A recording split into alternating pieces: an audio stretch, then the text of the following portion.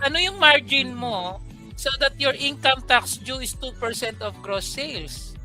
Yes. Considering that 2% of gross sales, 'di ba? Kung 2 pesos, divide mo ng 0.4, may calculator ba kayo diyan? Maganda ang ano. Si Ma'am Riz nagko-compute na. Mo to, calculator. Hindi, compute natin. Calculator, okay. Sabi ko pala ulit.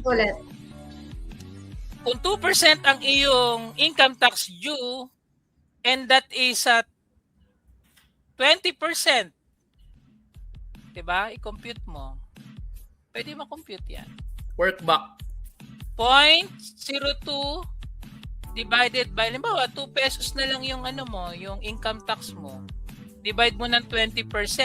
Divide pa yung 20. So, sagot ay 0.1. No? Kung halimbawa, i-compute natin to sa ano, parang 10% margin. Kapag ang income mo, ang taxable income mo is 10%, ganun yan eh. 10%, if you are lower than that 10% margin, i-audit ka.